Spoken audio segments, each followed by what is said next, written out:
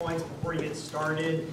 First of all, Elizabeth Hamrick is turning on the video machine, so we will videotape this. This will be a recording, and she will send out the link so that we all have access to the video once it's been uploaded and it's available for us to access. So everything is being recorded for us so we can make sure we get all of the information documented appropriately.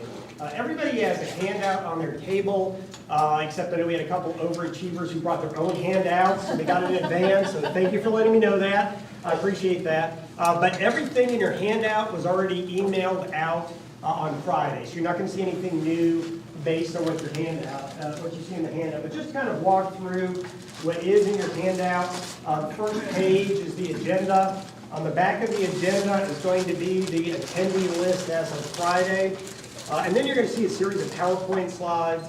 And then basically everything that you're going to see in the actual slides is in your handout, so there's not a difference between those documents. And the last two pages in your handout are some Moody's documents that Beverly may allude to as we go through our time together. And in terms of this time together, I first want to thank you all from a staff perspective for all the interviews, all the meetings, all the feedback you've provided. For the board members, I've been able to interview 4 of the 6 board members at this point, and I have plans to talk to the other after today's meeting, just to kind of get a sense of where everybody's at, past histories, current preferences, long-term goals as well. In terms of the meeting itself, this is the Education Long-Term Capital Planning Committee meeting. So when I talk about the committee, I'll be talking about this full group. When I talk about staff meetings, I'll be talking about the subgroups that don't include the individual board members that have been meeting and communicating offline. In terms of what we're going to be talking about today, we're going to do a brief welcome and introductions. I'm going to ask Dr. Farr to speak, just give you the formal welcome in a minute. Then we're going to talk about what are some long-term planning goals in the process, especially as it was voiced in some of the staff meetings, and I want to get some of the board member perspectives on that as well, your goals for the outcomes of this process and how we go through this process as well. Then we're going to go through parts of 2 different phases of this overall process. Phase 1 is trying to establish some collective goals for this capital planning process. In phase 2, we're going to start with 3 different presentations, brief presentations by SBCC, by UCPS, and then a little bit more of a lengthy presentation from Union County government as well, all around capital planning and funding and priorities and just debt and other related topics. So we all start with a common baseline. So we'll do that and then we'll close out our meeting. But before we actually get into the introductions, I want to hand it off to Dr. Farr just to give us an official welcome to the group. So, Maria? Well, first of all, thank you all for coming here, meeting over here. I am so grateful to have Union County government and commissioners as part of this process, Union County Public Schools and School Board to join with us as well, and of course Mark Watson, the county manager. Because I think this is just something that really helps us to. Hi there. Come on in. There's a seat right next. This is, we're in the process of looking at things and part of the strategic plan for the college. So we're so grateful for the opportunity to interact with everyone. And the bathrooms are right around the corner. I think that's always an important point to make when you come out of here. And again, welcome to South Piedmont Community College. And I hope we can have a very productive session today. Thank you. Thank you very much. And in terms of the introductions, I actually would like us to go around the room. I don't want to make the assumption that everybody knows everyone. And very simply, if we could do this quickly, maybe 20, 30 seconds a person, I'll just ask you to introduce yourself, your role within the organization, and then just give everybody in the room a little something extra about yourself. Maybe either what brought you to Union County, or tell us a favorite. Your favorite sports team, as long as it's not the Patriots. Your favorite food, or your favorite restaurant, or a favorite vacation spot, or a dream vacation, favorite hobby, something like that. And I'm going to start with Carl, because he's gone through something similar once before with us, and we'll just kind of move person to person. So Carl, if you could introduce yourself, and then share a little something extra with the group. Yes, so my name is Carl Bishop. I'm Vice President of Academic Affairs here at South Piedmont. I'm currently Interim Vice President of student affairs. So all of the academic and training programs fall within my division, and I am a Pittsburgh Steeler fan, having grown up in Western Pennsylvania and around Pittsburgh. So I agree with you about your assessment regarding Patriots. Wow. Wow. Yeah, maybe we shouldn't hit that too hard based on how the game went last night, but yes, there is a little bit of a common theme starting, so thanks, Carl. Michelle? Thank you. I'm Michelle Brock. I'm the Vice President of Finance and Administrative Services for South Piedmont and the college's Chief Financial Officer. And my favorite movie is The Private Eyes. Has anybody seen that? It was made in 1985, starring Tim Conway and Don Knotts, and it was filmed at the Biltmore House. So if you ever get a chance, it's a really great movie. Thank you, Michelle. And by the way, don't feel required to stand up if you'd like to, that's fine, but don't feel the need if you'd rather not. Michelle? Michelle Lancaster, Deputy County Manager for Union County, responsible for finance and tax and human services and communications and a whole book of business of things that we manage. I've been with the county for about 5.5 years. I'll keep the sports thing going since the Panthers won this week, and I'm sorry, Maria, but not a Patriots fan, even with Kansas. I'm Frank Bateman, Union County, PLC Chief.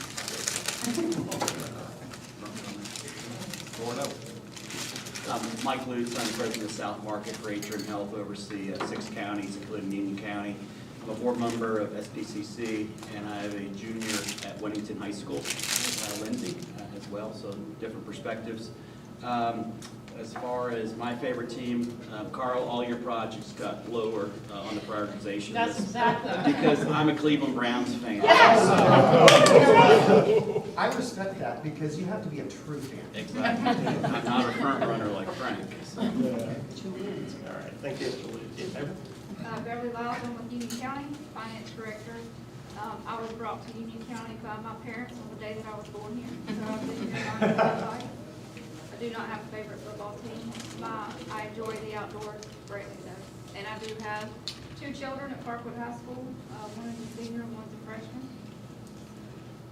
Great, thank you. Dave? Dave Burnett, and the Director of Facilities for Union County Public Schools. I would mention that I'm old enough that my favorite team is the Pittsburgh Steelers, and that my family tried to discourage me greatly from that because I was at the time when Pittsburgh was horrible. They were, I think maybe 2-12 or something like that. But it was back in the day when they just never won. Don't ask me why I chose to pick them, but I did, and I have ever since. That's great. Yeah, so before Chuck Noll, before all the Super Bowls. Wow, no, that's great. All right, thank you, Dave. Mark? Mark Strickland, Assistant Superintendent for Operations for UCPS. Newcomer to the county, been here about 3 years, so thankful to be in this wonderful place. I would say that most of the people that I have met here, I felt like I've known them my entire life. A couple other quick things. I tell this story. I'm in I think the 22nd year of restoring Triumph TR6. And I'm amazed at the people in Union County that don't know about the best restaurant around, which is Judd's on 74. All right, thanks for sharing that, Mark. Appreciate it. It's great. Kathy Heinzel, I'm the Vice Chair of the Union County Public Schools Board of Education. Moved here 10 years ago. My husband works in Union County for Scott Safety as their attorney, and we're from Cleveland, so long-time Cleveland Browns fans. Yeah, it's finally to win. And you can't even compare to what happened to the Steelers years ago when you're a Cleveland Browns fan. I'm just going to throw that out there. Thank you for that, Ms. Merrill. I'm Melissa Merrill. I'm Chairman of the Board of Education for Union County Public Schools. I've been on the board since 2014. And I have 2 boys, a knob at the Citadel, and I just got to visit him this weekend, so that was exciting. And I have a senior at Appalachian. And my favorite teams are Appalachian and the Citadel football team. I like college football. My knob is actually a student manager for the football team, so we enjoy college football. And my husband and I moved to Union County in '05. He has an office in Mint Hill, but I specifically chose to cross the line to be in Union County for our schools. And we've been married almost 25 years. That's wonderful. Thank you for that. Yeah, Bonnie, why don't we start here? and then- Terrific. Bonnie Cotter, I am the Vice President for Institutional Advancement at the college here. And I think I'm the newest member of the team. I've been here all of 7 weeks. I do have more than 20 years in K-12 education. So that's where I've kind of come through, and this is my first experience, although in my last role, we had a very close relationship with a community college, and that's where I began my passion and love for community college and what I think they can do for the future and working within the community. So you all talk about football. I am originally from Buffalo, so when you talk about teams that are used to losing, going to the Super Bowl 3 times and coming back losers, I get it. And so I'm really committed to the area. It's good to be back here. I was in California for the past 7 years and don't miss the fires and don't miss all the stuff going on out there. So really wonderful to be back home. Thank you very much. I appreciate that. Mr. Helm?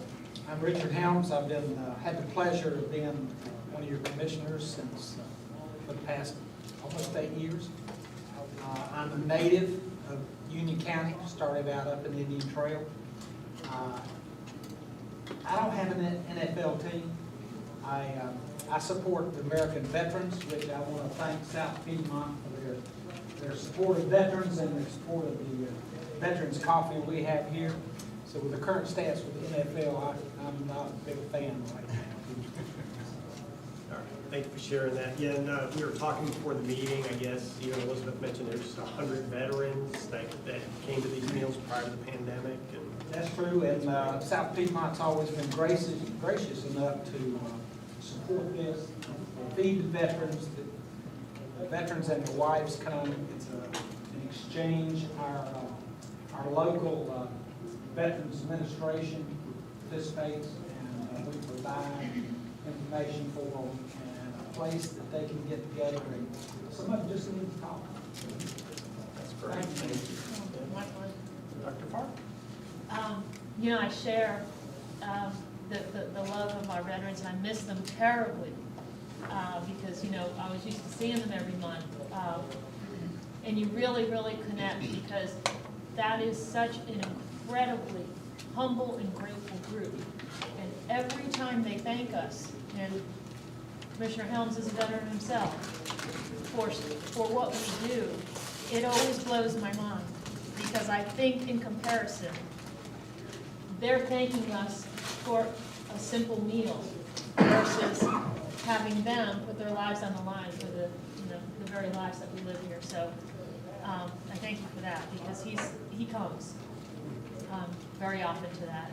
And so as you can imagine, I'm originally from New England. I'm from Rhode Island. So, you know, all of the sports teams, it becomes part of who you are. And the Red Sox were quite the losing team till 2004, but, you know, I was right there with them. So if we're going to go on the sports thing, I got to at least talk about that. However, I've been in North Carolina since I was 7 years old. So in reality, I'm a North Carolinian, although most of my extended family still is in Rhode Island, but, you know, that's half the population. It's such a tiny little state. And my grandparents came over from Italy, so you were talking about both sets. You were talking about sort of this dream vacation. I've never been to Italy, and it is the place I've always wanted to visit. I was scheduled for my husband and our 20th anniversary this year to go, and of course, COVID changed those plans, but it's still there, and someday I'll still get there. Thank you for that. Mr. Norman? I'm Bill Norwood. I'm on the Board of Trustees for South Piedmont Community College. I'm a Union County native, born and raised here, except for the 2 years that I was in the military. I'm an avid golfer, and I love what I do. Retired for the construction industry for 41 years. That's state utility contractor. That's Thank you, Mr. Norwood. Mark Watson, I'm the Union County Manager. Been a resident of Union County for over 30 years, 27 of those working for Union County. I tell people I grew up in the shadow of Death Valley near Clemson. So you can imagine who my favorite college team is, and always has been, even when they weren't winning national championships, multiple year after year after year, yeah. And, but in any case, I've had 3 of my sons have gone through the Union County Public School System. I've got 2 granddaughters that are in the Union County Public School System right now. And I will say that one of my favorite pastimes, besides playing golf, is shooting sports. And I know several of you, it's really strange not to see you with a shotgun, not having a shotgun in your hand, because most of the time I see you, when we go out to the range and we're shooting ski or whatever. So I have a lot of fun doing that. And you've Dr. Farr is one of those that has her own gun now. I do. And I actually have the video of her breaking her first clay, and I'll be glad to play that reaction for y'all. Thank If you. we can put it up on the screen. Anyway, a lot of fun. Thank you very much, Mark. And last but not least, Elizabeth. I'm Elizabeth Hamrick. I've been at the college for 3 years. I'm Dr. Farr's executive assistant. And you did save the best for last because I'm a Dallas Cowboys fan. So can somebody update me on what that Browns Cowboys score I can. was? Yeah. They're still scoring. They're still scoring. Thanks for that update. So, thank you all for doing that. Just kind of helps know who's in the room, a little bit more about everybody in the room. And like I said, we're going to start by going into some background a little bit on this group and what some of the goals are. And I'm going to read this slide. I'm probably not going to read any other slide, but I'm just going to read this one because it is the charge that came out of the Board of County Commissioners for this particular ad hoc committee. It says, the charge is to establish an ad hoc committee of staff from Union County and our education partners, Union County Public Schools and South Piedmont Community College, develop a plan for a general obligation bond referendum that supports their capital needs and potential 2022, March or November, voter approval, identify needs, determine financial impact, prioritize requests, and develop a comprehensive financial plan. This would allow staff to work collaboratively in an effort to put forth a plan for both bodies that both bodies can support and bring to the community for potential referendum in 2022. So my understanding is that this was a charge that came from the board, but I would just think it'd be beneficial if either Mr. Helms and or Mr. Aikman also talked a little bit about the thinking behind this, why this committee was launched, and the thinking behind having both partner educational organizations in the room as well. So if either of y'all would like to chat a little bit about that. Yes, sir. I want to thank everyone for the participation in this extremely important work. The Board of Commissioners is interested in a comprehensive plan for funding educational capital needs in Union County. That includes UCPS and South Piedmont. As you know, we don't have unlimited resources. And I think it's a great opportunity to work together. And as I heard go around the room, we have some expertise that I think will help us considerably in our job. We're proud of our partnerships, and we look forward to work with this group and our staff to position us in a thoughtful and deliberate manner for funding long-term capital needs.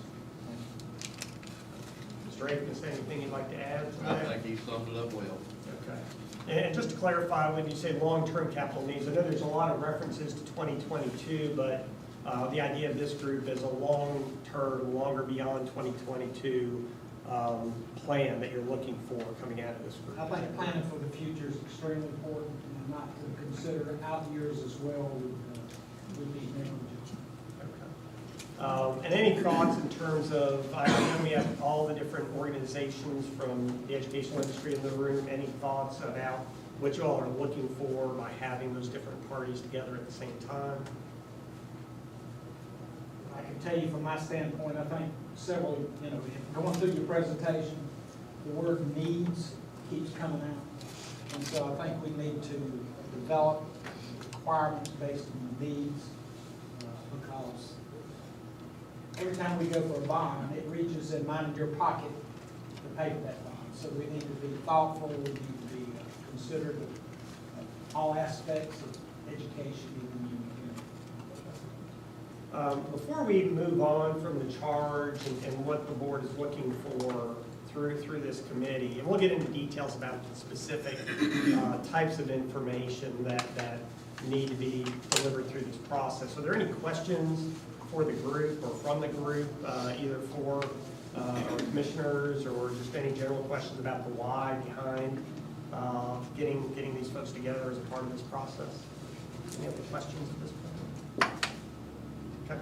What I'd like to do is to go through a couple different slides that really reflect some of the preliminary discussions that we had with staff. And in our staff meetings, we actually asked questions like, what do you, for your organization, for your constituents, for your students, for your community, what are your hopes for this process? And so the staff that participated in these meetings basically described goals that fall into three different buckets. One is have collaboration, where we are all working collaboratively together at the same time. In the upper left, you want to have efficiency of outcomes. So you want to have benefits and outcomes for the community as a whole, but you also want it to be efficient. How can we get the most bang for our buck out of a capital dollar? And then in the upper right, you see there were some points about the planning process itself, and that this planning process would be very effective, very efficient. So I'm going to quickly go through 3 slides. You already have these in your handouts. But these, to some extent, itemize what the staff said, and then I'm going to get the board members their particular perspectives as well. So when the staff talked about collaboration, they talked about sharing information back and forth. What are our projects? How do we prioritize engagements? How are we funded? Those sorts of things. Talk about avoiding operating in isolation, and then also trying to find those collaborative opportunities. So maybe there are opportunities for us to be really efficient with some of the capital dollars that are spent. These are how the staff define collaboration. In terms of looking at the outcomes that the staff conveyed in these preliminary meetings, one is to make sure that we all understand and have some shared educational goals for the community, also identifying community needs.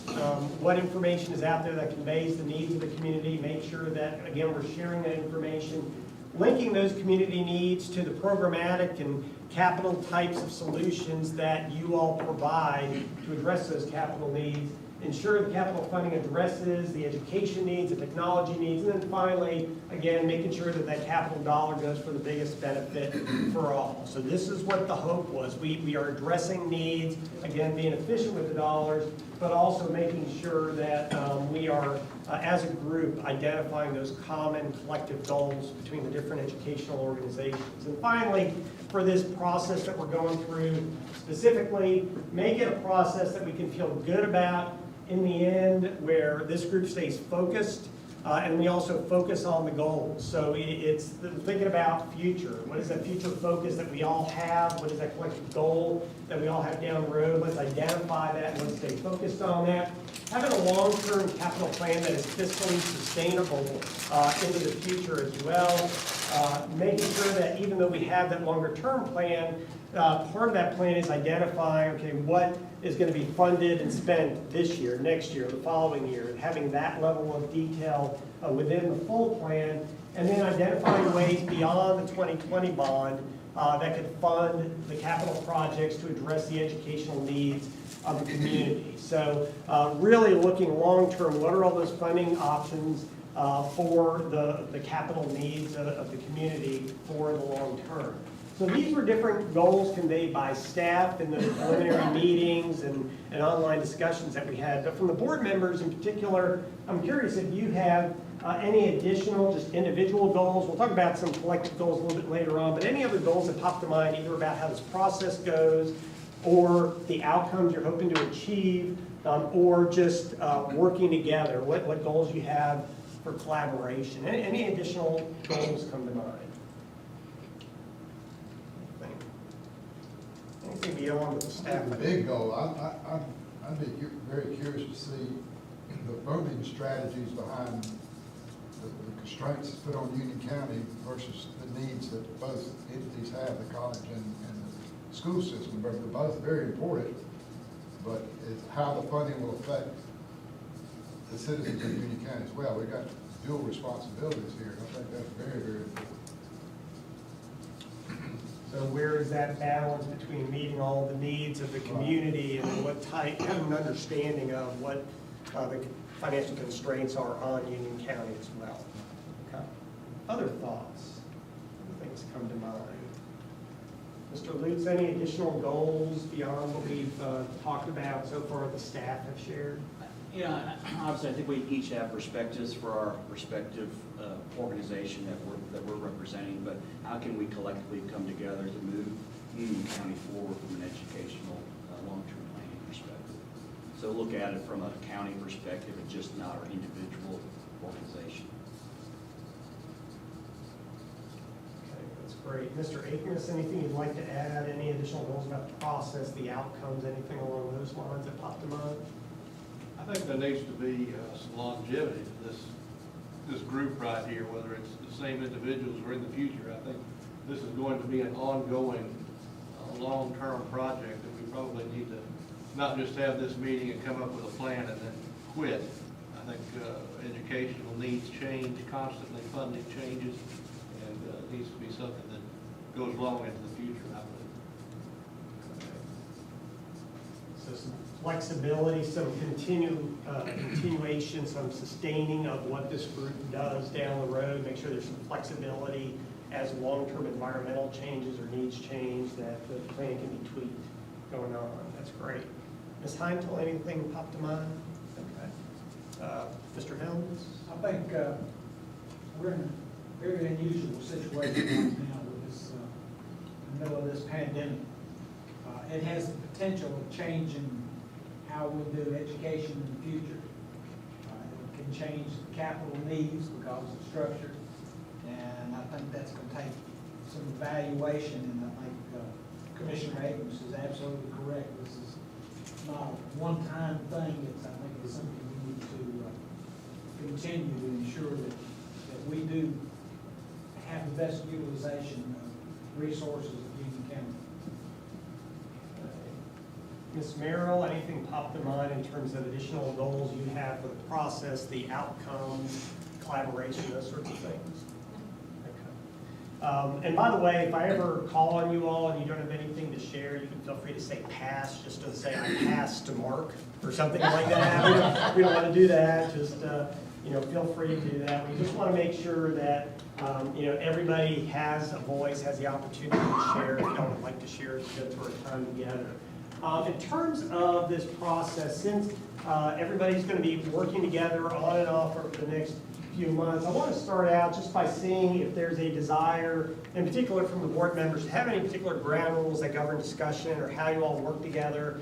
It's up to you all. Typically, when we do this with clients, in terms of the dynamics in the room or the dynamics of the different organizations and individuals working together, it could be something as simple as we want to make sure we're open and honest, that's something that is welcome in the room, or every suggestion is a solution. We don't want to necessarily start arguing individual possible solutions until we get all the information. We want to make sure we're listening, we're being very respectful of other points of view. We don't make things personal the way we phrase, but we don't take things personal when people voice concerns or complaints or frustrations or whatever the case might be. So these are just examples of the types of different ground rules that some groups decide to form. Do y'all have any preferences for what types of ground rules, just to kind of govern the discussion and how you all work together? Anything that you all would like to make sure is a part of the dynamics of this group moving forward? Any thoughts?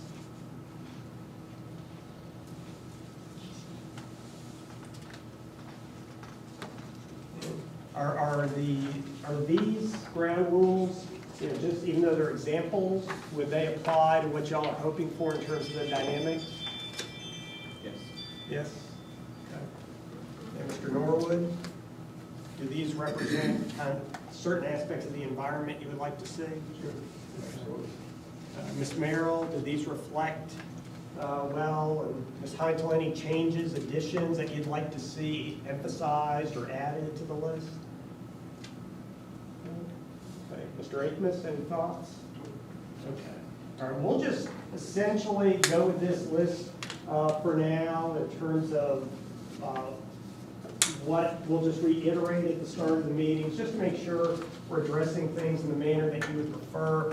One thing that's really important, obviously going through this process, there's going to be decisions even like what we just talked about with the ground rules, where y'all were deciding on whether or not those sample ground rules applied. Well, you're going to be making decisions, and these decisions that you make, if you look at the very bottom, it says different situations. You're going to have some decisions that are just kind of along the way decisions, like what should our ground rules be, and what type of information are you seeking from staff for the next meeting? How do you want information presented? It might be that kind of information along the way where the board is giving the staff guidance on what you're looking for or how you'd like information shared or presented. In the end, you might, or even during this process, you might want to have more formal votes or formal decisions that are made. Before you would come up with this final plan, you might want to have a certain vote of either the full group or the board members specifically. So I just want to get a sense for how you want to make these decisions. In some cases, you might just want to have consensus where you're on a given topic, you're talking about what kind of information you want to see from staff for the next meeting, and we're just going around the room and just gauging that everybody's good with it, versus having these formal votes as we go through the process. Any preference for how you all make decisions, formal or otherwise?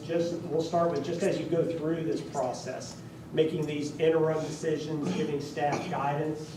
Any preference on that?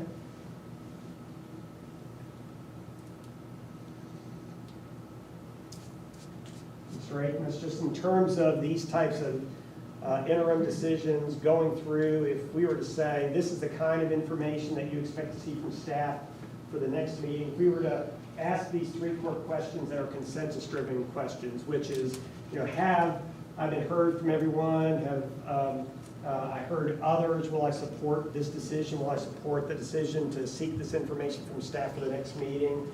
Does that process work well from your perspective? Okay. Yeah. Yeah. Ms. Heintel, just in terms of these I kind of... don't know what you mean by formal vote, but there's different amounts of people in each group that's represented here, so I don't know what you mean by formal vote. Well, that's a good question. And in terms of kind of beginning with the end in mind, why don't we talk about the main potential vote, which is potentially this group submitting information to the board of county commissioners that says this is the long-term capital plan. Currently, we have 6 board members here that are comprised, that are a subset of this full group. Is it the commissioner's expectation that this group, whether it's just the 6 or some equal representation of the 3 groups, will vote to send a full long-term capital plan to the Board of County Commissioners for consideration? Is that the expectation? Well, I don't have a problem with that, but I think there needs to be consensus with the group as a whole before a formal vote is cast. I think it's appropriate to have a consensus that you then realize you have to take the opportunity to speak your opinion and share openly, so that when we get to the end and we're casting the vote, that we know that we have everybody's true opinions and thoughts included. As far as, I personally would like to see the group as a whole take a formal vote in the end, that everyone is in agreement with what's being submitted. That's my thoughts. Okay. Yes, Ms. Merrill? With that being said, I would highly recommend that we have more staff or more representation, because there's only 4 people from Union County Public Schools here. So it's a little bit disproportionate if there is going to be a consensus or a vote, then we need to add more people to this committee. Okay. Thank you for that. Yes, Ms. Funk. Well, maybe because I mean, I can understand what everybody's talking about here in terms of South Piedmont. Our leadership team, which are the vice presidents and me, we are in the process, as I mentioned at the beginning, of doing strategic planning and such. And what we can do as a group, if it gets to a point where there's a vote, that we could just have designated just 2 people that are outside of our board members that participate.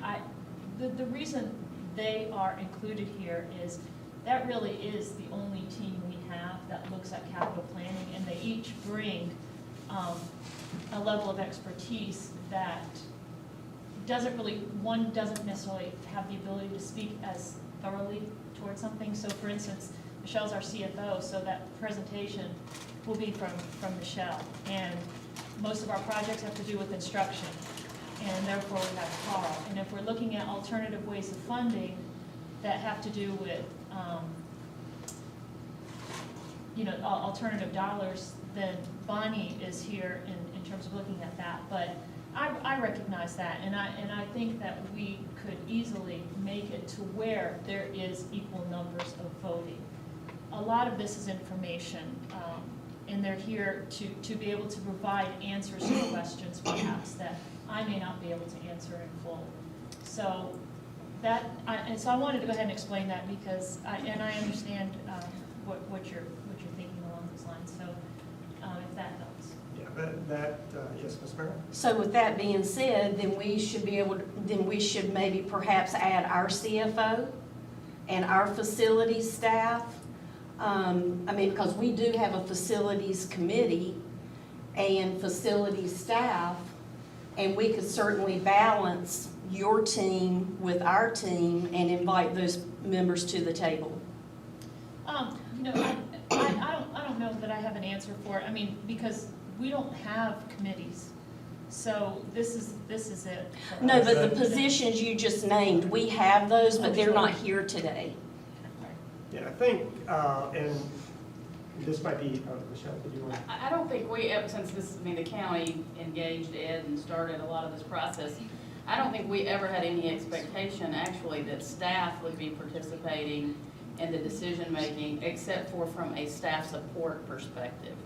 That the 6 people who were appointed by the Board of County Commissioners are Mr. Akmus, Mr. Helms, Mr. Norwood, Mr. Lutz, Ms. Merrill, and Ms. Heintel. That staff is really here for support, and any staff is welcome to participate, whoever thinks that should be here. I think it may look different in different meetings according to the type of information, but at least I feel comfortable from the county side saying that I never expected to participate in the recommendation except for from a supporting role and providing whatever information this group of folks needs. So, in terms, from what I'm hearing, it sounds like, assuming logistics work for the different meetings, that there's definitely some leeway for the different organizations to obviously include whomever would best represent their interests and have the knowledge and expertise to serve with the staff in those meetings or to sit on these meetings.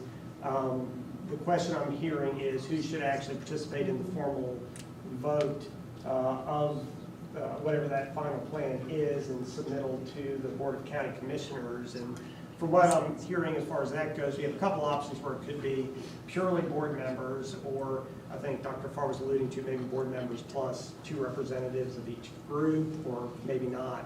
So but before we go to the final vote, second point, is there any concern, any objection for each of the organizations to, add representatives for whatever respective finance or building or other types of roles that they need, and from a staff perspective? Is there any objection to that?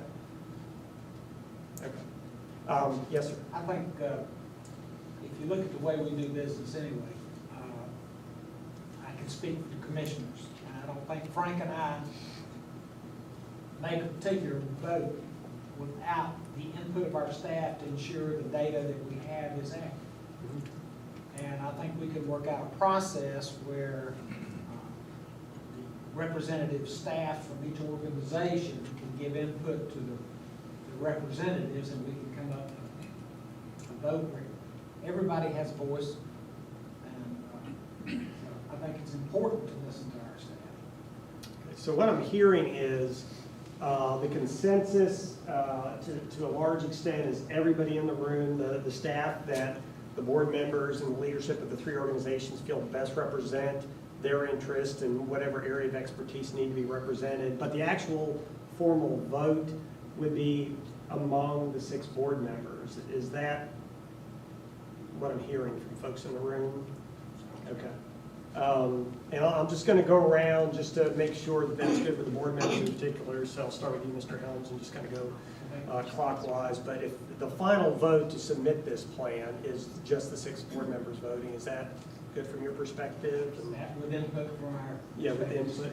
Yes. And Mr. Norwood, would that work? I don't have a problem, but I'd like to hear what their needs are as well as, I know what South Piedmont's needs are. Yes, sir. Our staff gives us that.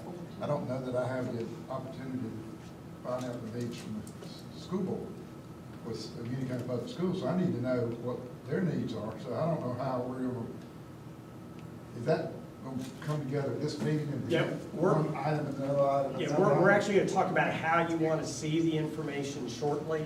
Yes, and how standardized or not standardized. But I'm fine with the vote, but I Okay. very much would be interested in hearing, what their needs are too. I mean, that's very Yes, sir. important, K through 12 for us, Yeah. so, I mean, we need to hear that. Yes. So I need to hear some background on their stuff, as well as our stuff at the community college. Yes, sir. So Miss- I bet as far as voting, I'm fine with this. Okay. Ms. Merrill, from a voting perspective, thoughts in terms of just having the 6 board members be the ones who are saying, yes, we support or don't support this final plan to submit to the Board of County Commissioners? My only question is if the elected officials should be the ones voting. I mean, I understand there's a difference between a consensus and a vote, but I don't know how I feel with, if we're going to have a formal vote, if it should be left to the elected officials. Oh, it should be left to the elected officials. I mean, I don't know. I just, I look, maybe I'm sitting in a bad seat today, but I'm looking at this room and I am a little overwhelmed that Union County Public Schools we don't have our people here. And We talked about that on the phone. at great length. And it was never suggested to us that we could balance, the influence of the consensus. So I'm not, so you asked my opinion, I'm not comfortable with where we are right now. Okay. I mean, because I don't feel like we have our staff and our facilities here to represent 42,000 students and 5,000 employees in 53 schools. So, I feel like we would need more of our people here to help influence and participate fully in this conversation. Okay. For example, I'd love to have my CFO, our CFO here. Sure. So I would add, Ed, that, this is a capital effort, bricks and mortar, And so, for us, Dave and I know the most about the bricks and mortar effort of the 5.7 million square feet that we're responsible for. In terms of financing, we don't have money, we don't generate revenue. So while our CFO could have a seat at the table, that is secondary to the funding source of CFO. We can bring academic people to the table, but they aren't part and parcel of the capital effort in conversations. So from the financial piece, though, is that something that you would support, bringing the CFO, bringing in financial people as needed, or is that a question from your perspective?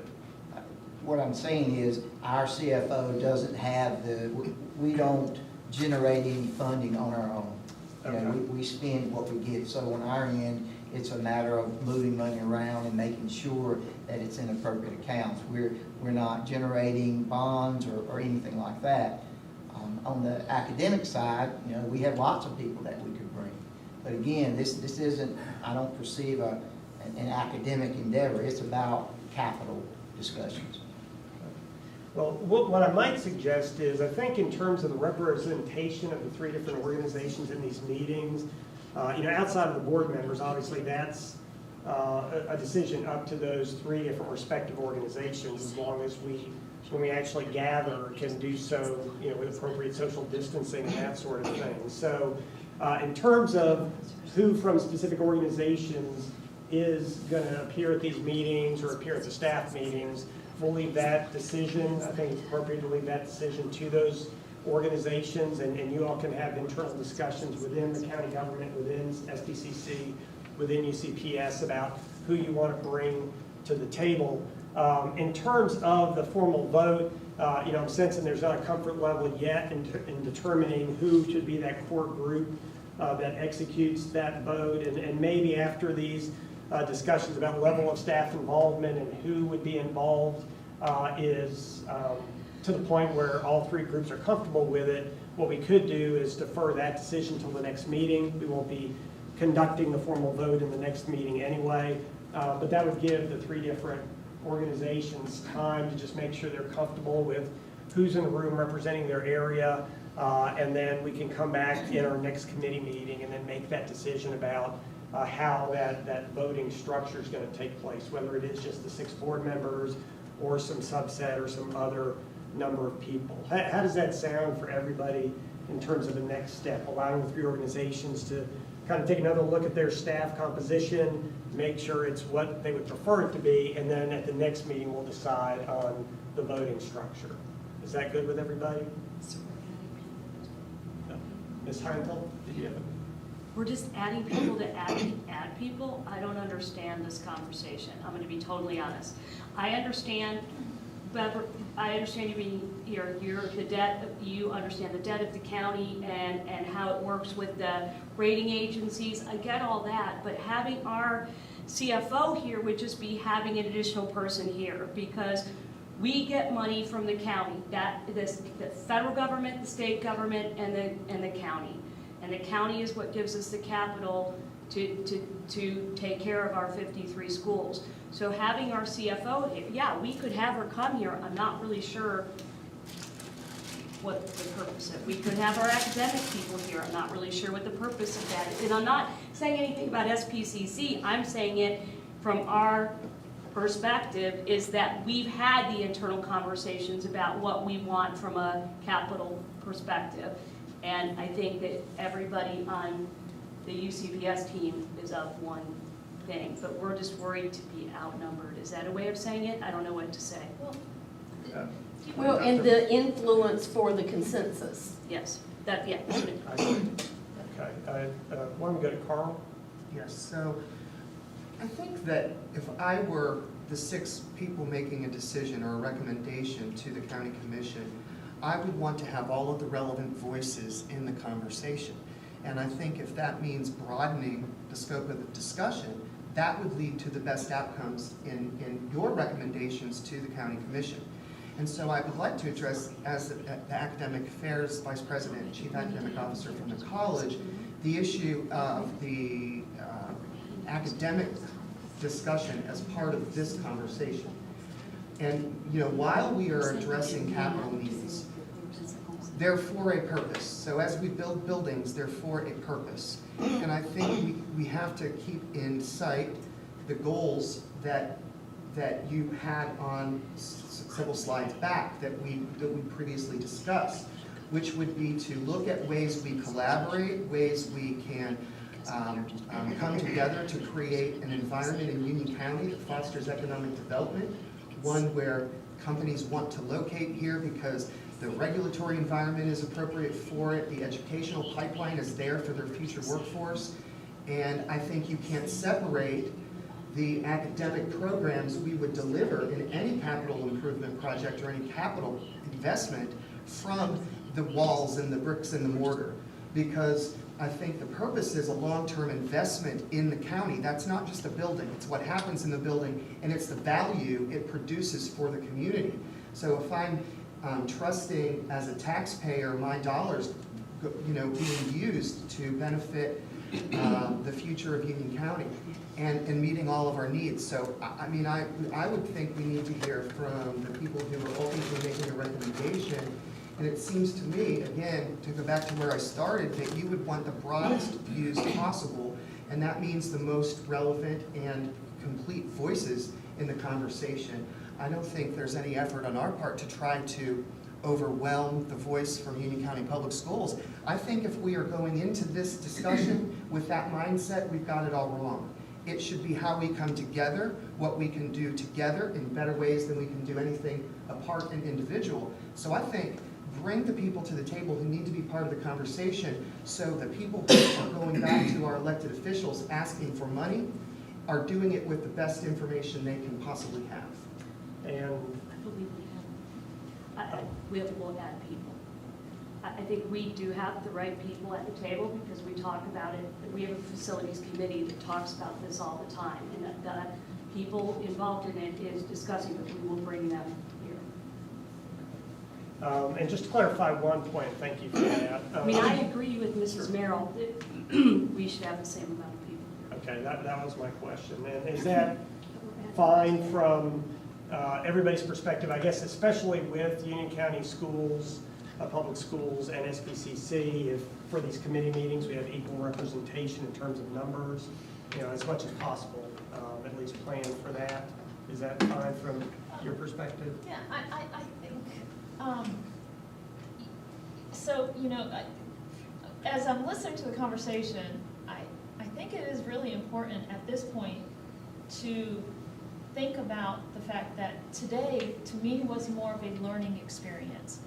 I don't have the intent, and nor was there an intent to have more people that equal influence on decisions, because today I thought this was more about let's learn about how things are funded, and that gives us an opportunity because Michelle is not just our CFO, she actually represents our facilities as well. And so it was more of a learning experience to have everybody here so we can take this back and discuss perhaps what the next steps are.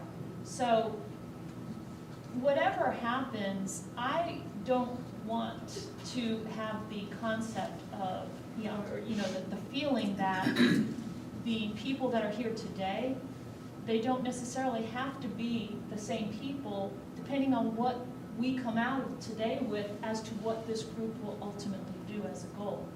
For me, today was about learning. And I think that was, from what I can see in the PowerPoint, the majority of it, and I think it's really important for us all to understand what your presentation from the government might be in terms of what does a bond mean. I think it's a great learning experience for us. So I don't want the thought of today being about numbers of people equating to levels of influence as to what the goal was for today's meeting. And I understand that moving forward, we want to make sure everybody has an equal voice. I think that's very important.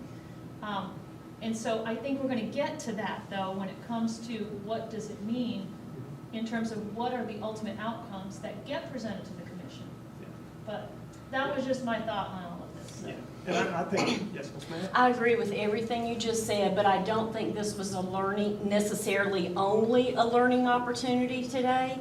I think we're also here as a committee to agree to have, what are we going to agree to today? Are we going to agree to have a consensus, or are we going to agree to have a vote? And I would assume both. We have to decide as a committee today, because it's his presentation, do we agree to a consensus or do we agree to a vote? And so I agree this is all a learning experience today, but he just asked us which one does this committee agree to, and with this group, then we don't feel comfortable agreeing to this presentation today with only 4 people. And just to clarify one point, it sounds like there's a lot of similarity between what we're talking about. Dr. Farr mentioning that today we're we're in a learning phase, and the points that are being made by Ms. Merrill and Ms. Heintel are very focused on. We're talking about forming consensus on decisions, making decisions. We want to make sure that that consensus is of a relatively similar proportional representation of people from the different organizations. So, And what I'm hearing from Dr. Farr is that she would like to hear from our group of people with their input as well. So, and I acknowledge that. So we'll just bring more people for, Right, we'll sure. bring. And we'll defer the specific on how the vote will take place in the end till the next meeting, but in the interim, we'll have the three different groups identify what additional constituents they want to bring or additional team members they want to bring. We'll make sure for future meetings we plan to have equal numbers. Mr. Hill? Yeah, I think one thing's important.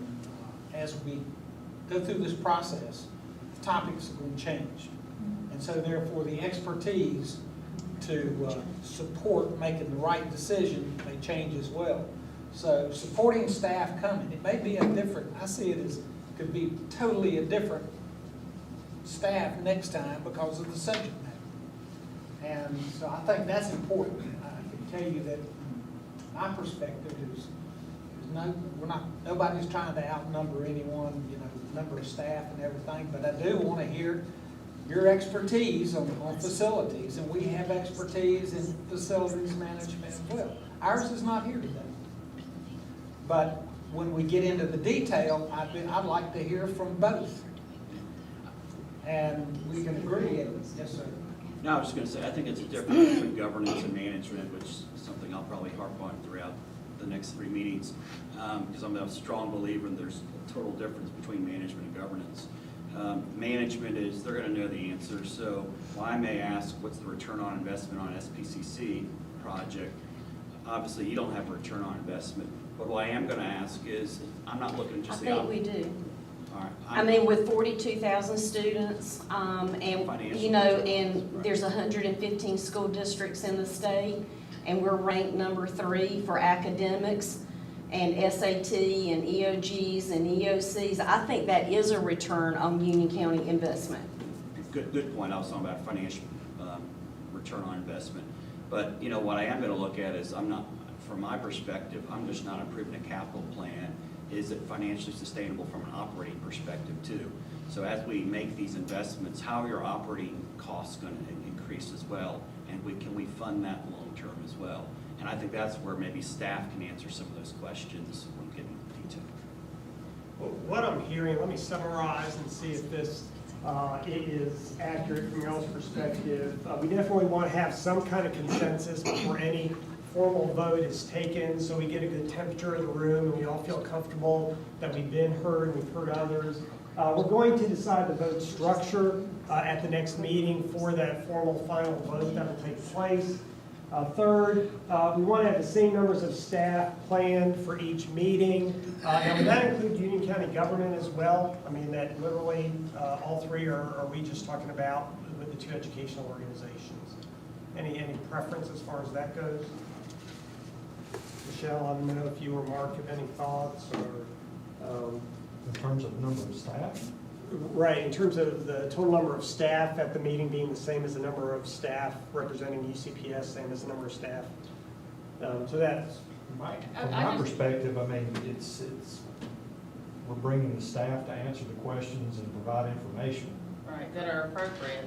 Yeah, that's right. So it doesn't necessarily mean, based on whatever the topic is for the agenda of the meeting of the day, we'll definitely make sure that we have those individuals here that can answer questions that board members of the respective organizations may have.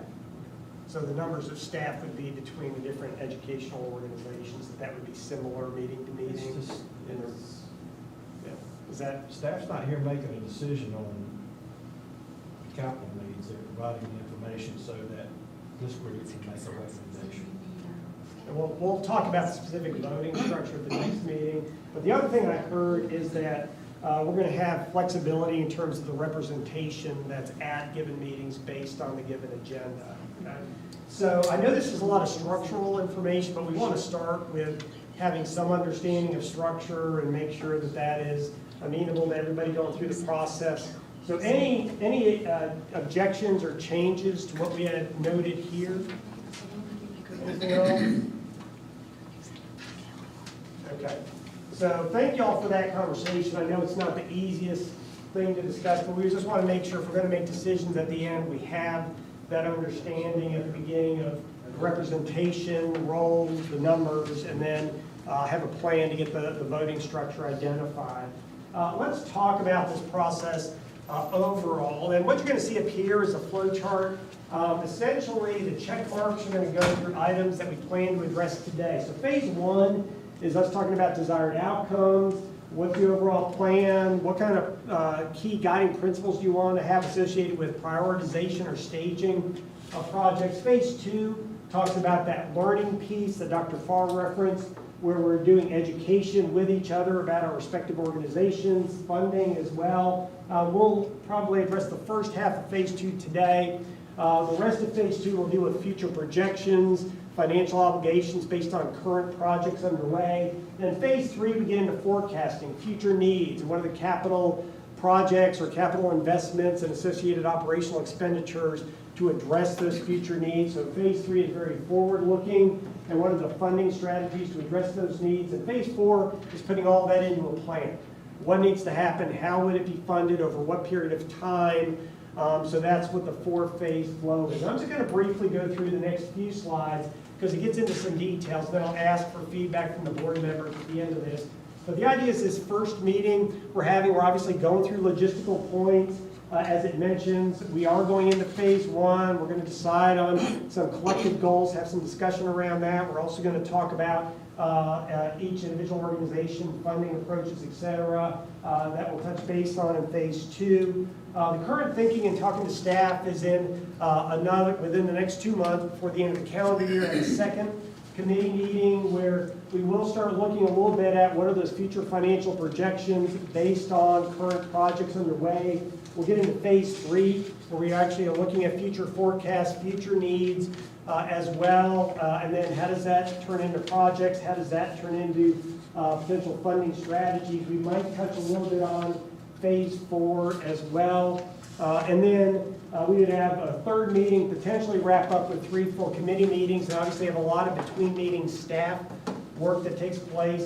The third meeting would be in the first 2 months of 2021, where the staff will have met prior to that January, February meeting, put together a draft plan for the committee to review, and then share that, refine it, and see if we're at that point ready to have a recommended plan to vote on to send to the Board of County Commissioners. So again, the current thinking is 3 committee meetings, this one prior to the end of the calendar year, a third in the January to February timeframe, obviously based on the guidance that the board, in particular, board members provide to the staff. Staff doing a tremendous amount of the detailed work, giving you the information you are requesting in the format you're requesting for the subsequent meeting. So that's the overall thinking, and so I obviously have a couple of questions. How does this approach look to you all, where you all are giving guidance, you're looking at the details, staff are doing a lot of the detailed work between meetings, but you all in the end are obviously the board are looking at this, you're making the final revisions and approving it with the staff doing a lot of that work between meetings. Thoughts on that timing, that structure to this process? Mr. Lutz, any particular thoughts on that? I'm fine with that structure. Okay, Mr. Abrams? I mean, the majority of the work should really be done at the staff level. Okay. All right, thank you. Mr. Abrams? All right. Ms. Heintel, thoughts on the process, timing, that sort of thing? Okay, Ms. Merritt? All right, Mr. Helms? Okay, Mr. Norwood? Okay. One question that came up in the staff meetings, and I asked those of y'all who I interviewed, the board members, was about live streaming, whether or not you preferred it. It seemed like all the board members were either okay with it or they definitely wanted it. As I mentioned at the start, we're just videotaping today because of live streaming capabilities not being perfect in this particular salon, but obviously we're still having the video that we can upload. But I just want to confirm with you all, are you okay with doing some form of live streaming for the additional committee meetings? Any concerns with that we need to address at this point? Mr. Norwood? Well, I just hope that we can have open conversations and true problems or true successes comes out at the table. I would like for that to hamper any of our decision information collecting. I don't know that that's, this committee meeting, I don't think would have a big problem with it. I assume that most of the facts are going to be collected and brought to us from staff, and then they're going to present it to us, and we'll talk about it. But to have the grassroots meeting live streamed, I don't see where that's any advantage to anybody. And I think all those, I mean, my understanding is all the conversation's been around these 3 committee meetings, not individual staff meetings and calls and things like that. So any concerns with having these committee meetings live streamed? Okay. Mr. Akins, Mr. Helms? Okay. All right. Location preferences, obviously SBCC has graciously hosted this meeting. Is there any preference for having them at a Union County Public Schools location, Union County government, since we have 3 meetings, 3 organizations, or is, I see nodding, so Ms. Merrill, do you have a preference that we rotate among the different organizations? We would love to host Oh. a meeting. Okay, great. We would welcome that opportunity. Okay, great. All right. Is that fine from everybody else's perspective? Okay. All right, that sounds great. Thank you all for that. In terms of phase 1, collective goals, we already talked about the 3 different collective goals that the staff identified. It was having some collaboration and working together. It was having effective outcomes as well, and then an efficient process that they would go through. But it was interesting, when we look at the mission, vision, and especially the values of the 3 different organizations, there's a lot of overlap. There's a lot of similarity between the values of SBCC, of UCPS, of Union County government. All 3 organizations in some way in their values talk about community service or community focus. All 3 organizations talk about effectiveness or results or success. All 3 organizations talk about quality, whether it's just in general or quality of design or high expectations, respect, fairness. So these are qualities that we can bring into the process of working together, into the product of the long-range plan as well. We want it to be quality, community-focused. We want it to have effective results and outcomes for the community as well. And we want to do this in a very respectful and a very fair manner. In terms of board member interviews, like I've said, I've been able to speak with 4 of the 6 of you all, and these were some of the key points that you all identified as collective desired outcomes, that you want to make sure there's an understanding of community needs, that you all wanted to make sure as well that you understand the details of what's required to address those needs. So we truly understand what it's going to take to address those particular needs. And then you have that long-term funding strategy to meet the needs. So it seems very systematic and cut and dry, but that's essentially what I was hearing from the board members. So if we have these collective goals that we're going to identify community needs, understand the details to address it, create this long-term funding plan to address those needs. It's a quality plan, it's community focused, it's going to have the desired results in the community. We do it in a respectful manner that's collaborative, efficient, effective. I mean, is that something that we can all agree to as a series of collective goals for this process, collective outcomes that we're seeking? Does that sound like something each one of the groups can agree to? Mr. Norwood, is that something from the SBCC perspective? Okay. Ms. Heintel? Okay. Yes. Mr. Helms? I think one of the things that we need to further clarify is what is a need. And, as we go through, I think we're going to have to identify what constitutes a need.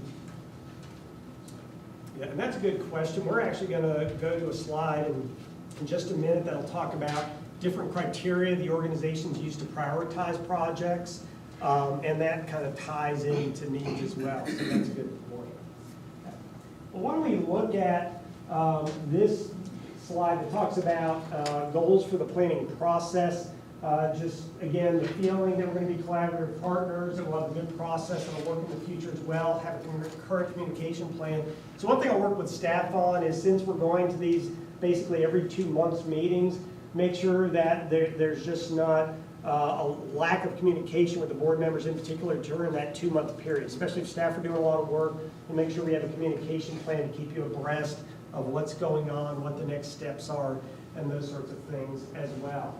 From a prioritizing and staging process request, I'm sharing this slide. I know there's a lot of detail, but this is just to show some of the similarities and differences in the different organizations. SBCC is working on some draft information on how that organization prioritizes projects, and you see some of the criteria listed there. UCPS, when we had conversations about how that prioritization is done, you see some of the key points listed there. And Union County government has a series of different factors that they evaluate through their system to rank and prioritize their projects. And you see some of those there as well. And we don't necessarily need to agree on the specific criteria today and the exact ones, but I would like to get a sense. When you all are evaluating projects, you're evaluating needs, are there any of these particular aspects of a potential project which kind of make something a higher priority to you, rank higher on your list? If there is a major concern with aging facility, that is a top reason to put this project at the top of the list, or it directly impacts community needs, or if it has a huge cost benefit, huge benefit to the organization versus cost, that's a high priority. I just want to get a little bit of a sense from the folks in the room, which of these type of criteria, which of these are especially important from your perspective. Yes, Dr. Farr? On our matrix, in terms of project category, and I don't have the matrix in front of me right now, but there is essential, priority, desirable, no, it's the actual matrix, and deferrable, something along those lines. And what would be considered essential is broken into, in terms of safety and security, those projects that without doing something about it could cause harm, could be something that could impact the personal or property safety associated with it. And so that has the highest level of need in terms of prioritization. And then, each one has an explanation associated with it, but I can see it more broken down. Hold on, now I can see it. A little bit more broken down in the other two, one being safety and UCPS and life safety health in Union County government. So ours is actually tied up in the project category, so you get the most number of points, so to speak, with the highest weight if that was a category. And so I think that's something that it looks as though each organization has that as a level of top priority.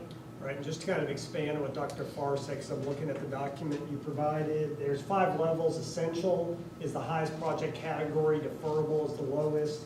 The example of essential is remedies a condition dangerous to the public health, welfare, safety. It's mandated by regulatory or government compliance.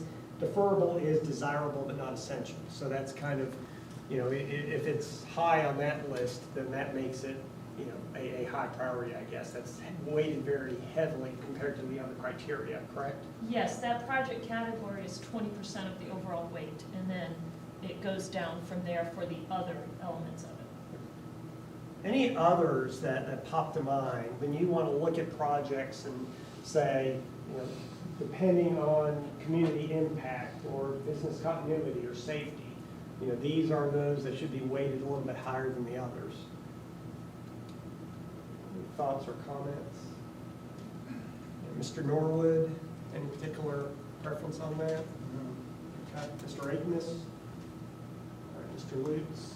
Yeah, I would just say, I think all those are different priorities depending on the project. Organizations that I've worked with in the past, we oftentimes look at our total capital budget. This percent should be strategics, this much should be reinvestment, working capital, and this much should be community benefit. And you balance that percentage. But obviously in healthcare, like patient safety moves right to the top. So that's if you want to get something improved, it's patient safety. We're going to improve it. And then you have to find that balance between strategy and then reinvestment is one of those things that unfortunately oftentimes you kick the can down the road and then it costs you more money when you kick it down the road too much. So you have to balance that so it doesn't end up costing you more money. Other thoughts, Ms. Heintel? When you look at that criteria, any of those you would want to weight a little heavier than others, for example? Safety's first, but we also have facilities that are well utilized. I don't want to use overcrowded. Well utilized, that we have to take that into account because after a while it will become a safety problem. Mr. Helms? I agree, utilization is key. And our board is put at the top of the list all along, health and safety. So our education facilities, we have young people that are utilizing these, we have to take this into consideration. That's very important. Thank you. Ms. Merrill? Yeah. Okay. Thank y'all for that. And actually, you knocked out part of my next slide because I was going to ask about criteria. There are a couple of questions, just some guidance that you can give to staff before I begin handing off the presentation to SPCC and UCPS in particular. But when you're looking at information, obviously having two different educational organizations here that you're going to be looking at information from, do you all, the board members in particular, prefer to see the information as much as possible presented in a similar way, format? Not that we're going to be changing the data per se, but do you prefer to have that similar look and feel and as much as possible terminology, or are you comfortable with or would prefer UCPS presents information as they might typically do, SPCC as they might typically do? Just wondering what level of standardization you all want in terms of how the information is presented. I would prefer a certain level of standardization so that we make sure that we get the same information for each group. Okay. All right. Other thoughts on that? Any other board members? If possible, I think it's better to standardize, but you have to make sure that when you standardize, each have slightly different missions, both education but different missions. So does that standardization allow them to express the mission, mission purpose of their organization? That's good for Ms. Merrill. Thoughts? I agree with both of those. Great. Any other thoughts about that? All right, the next item talks about scoring. Just getting a feel for the group for how much, based on the criteria that resonates most with you, whether you have a desire to look at some semblance of scoring the different projects based on different criteria. Do you want to have that kind of data to be able to evaluate the projects more quantifiable? Would that be beneficial to you all? And just wanted to get a feel for that. Are you asking me to score the Union County's priorities? No, not necessarily, but it's an interesting way you phrase that. Well, I mean, yeah. they know what their needs are, I kind of know what our needs are at the community colleges. It'll be hard for me to score I agree. your stuff and vice Same. versa, I assume. Exactly. Same. I think they present their projects, we present our projects, and then, it's ultimately the county commissioner's responsibility to see what they can fund and what they can't fund. I know what you're trying to come up with some great ball of wisdom, but I think it's going to be more difficult to do by just the entities itself. Well, I'm not trying to be negative here at all. That's No, you're not fine. what I'm trying to I do. think that leads probably to the next part of the presentation is, obviously, whenever you go through this process, you have a wish list and you're going to prioritize those capital projects for each organization. But are we going to be giving, after we look at the bond information, how it affects the finances of the county and tax issues, of saying this is the budget that we're gonna have for all these capital projects? Or is it just, we're gonna just prioritize our projects and ultimately the county commissioners will determine? I mean, it's always easier if you know what, if you're shooting to a certain number and then you prioritize that. But I'm not sure if that's the purpose of this committee or not. Yeah, and I'll ask a little bit for Union County to interject here as well, whether it's the commissioners or the staff. But this process is a collaborative process, so hopefully we will be looking at the funding piece, you know, based on what the needs are, how could this funding occur and over what period of time. But I don't know, I want to make sure I'm speaking accurately from y'all's perspectives as well. Michelle, Mr. Akmus. I don't think we were looking for I don't think we know what a number is, but I think Ed kind of captured it well, that for this group to work collaboratively and come up with, based on the needs that you hear, what you think makes sense, and then, you know, with some education around kind of affordability and debt and what that means to us, something that's reasonable, that then, you know, at the end of the day, the Board of County Commissioners has to make the decision. Their decision has to be based on a much larger picture of the entire county capital needs, with this being probably the most significant piece, if that helps. Yeah.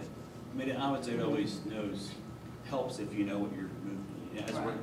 As we start looking at each organization's respective projects, do we have 800 million? Do we have, you know, whatever the number is? But we'll wait till the next presentation. Yeah. I'm definitely not gonna give you a number. Exactly. I don't know what that number is. Affordability can be defined by many different ways.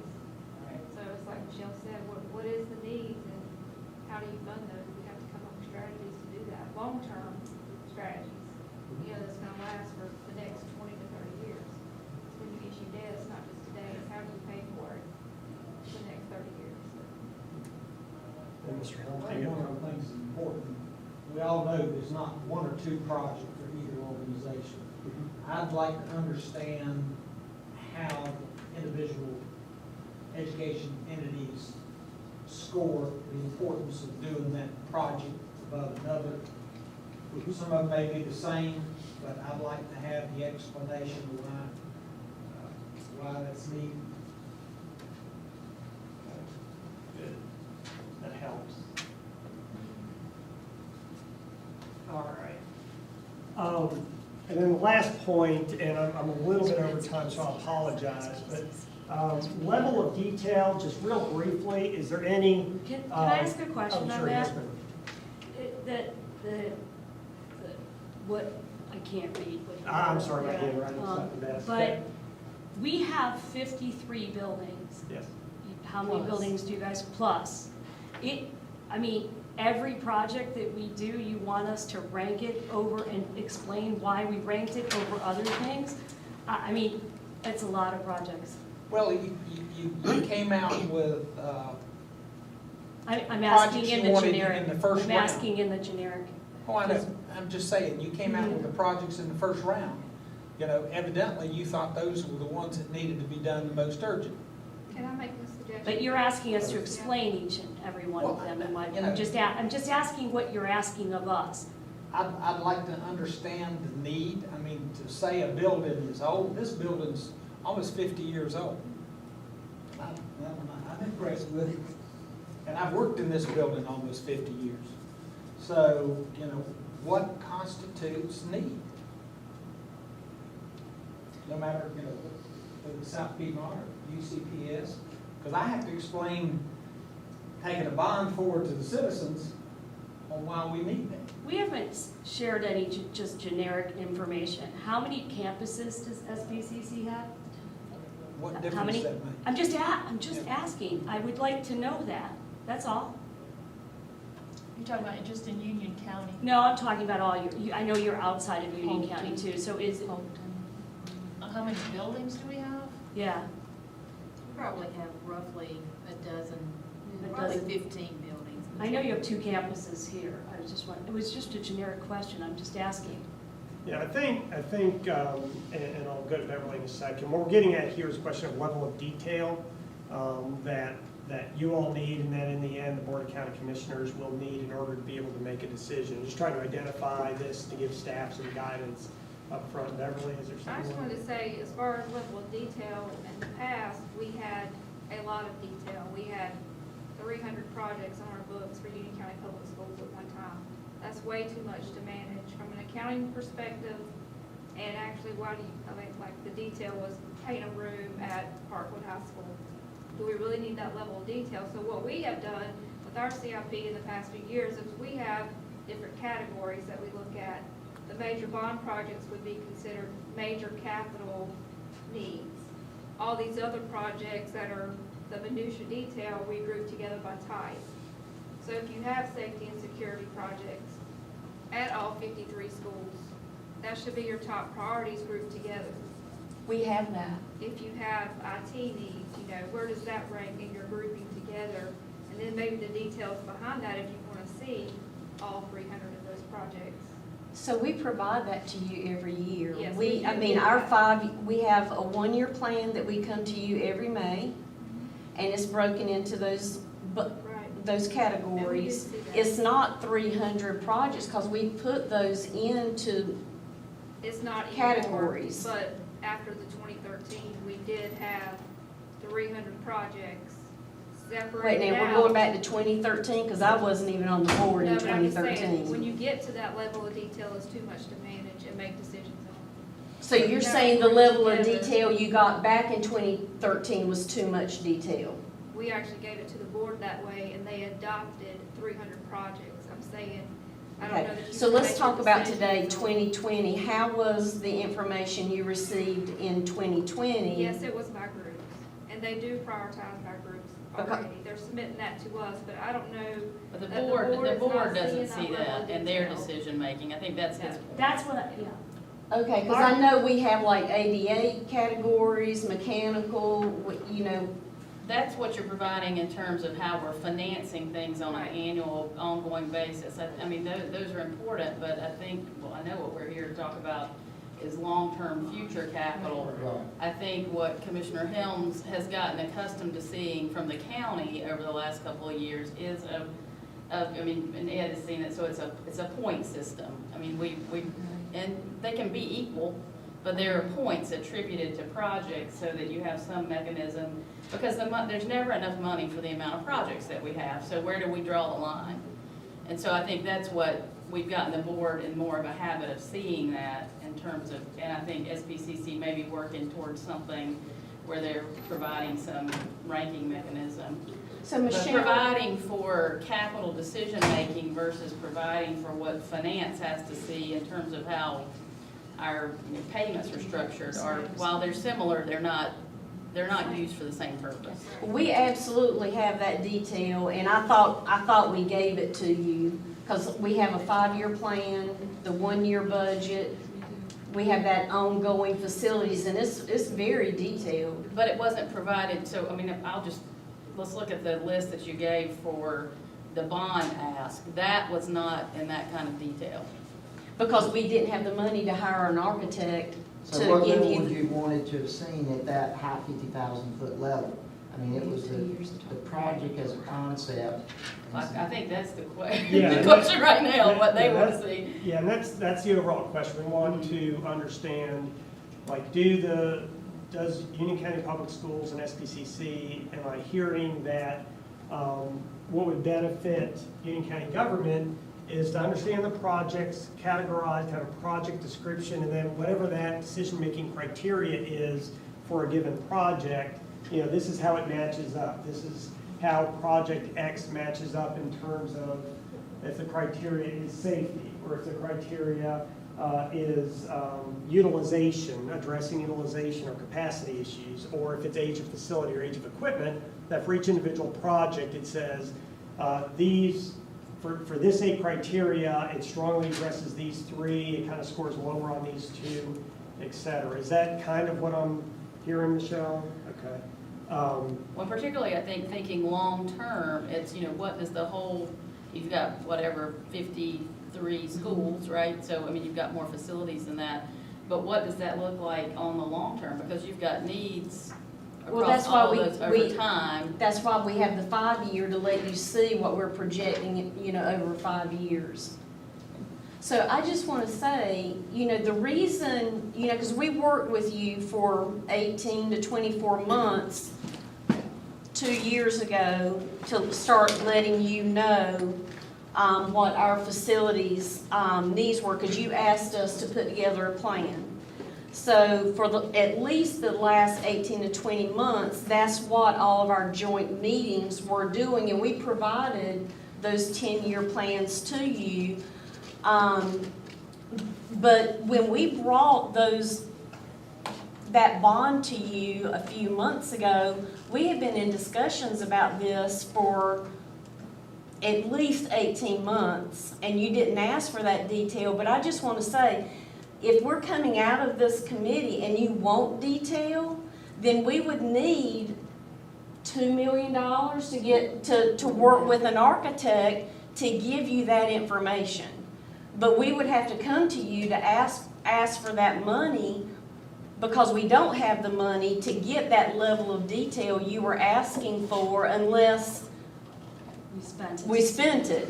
And we would have to rob Peter to pay Paul to get that level of detail that you were asking for. Well, I don't disagree with you.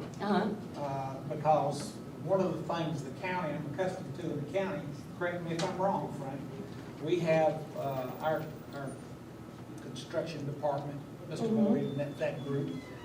They do a study. So when they came to us, we're getting ready to do the groundbreaking on the sheriff's administration.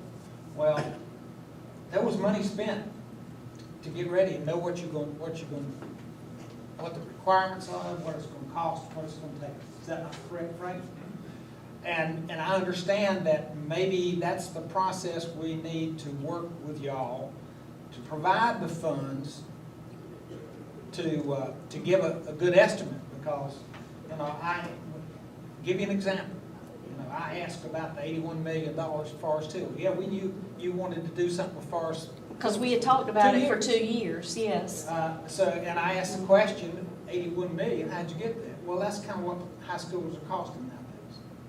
Well, every high Based school upon the is square unique. footage of what other school systems were doing is. Because we my talked to answer, Cabarrus just to be County, clear. Dave, you can jump in, we But- talked to what counties, and that's how you were able to give us the estimate of what Forest Hills would cost, because you talked to surrounding counties to see what the market was. That's right. The last high school that I bid was 3 years ago.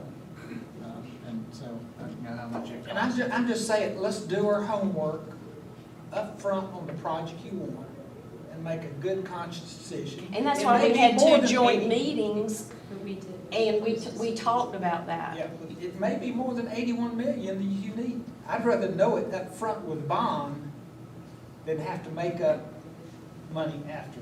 In fact, we brought in 3 architects on that particular job and had a charrette with them and talked about different aspects of that project. And because they had been bidding work recently, we got some cost estimates on what a project of that nature would cost.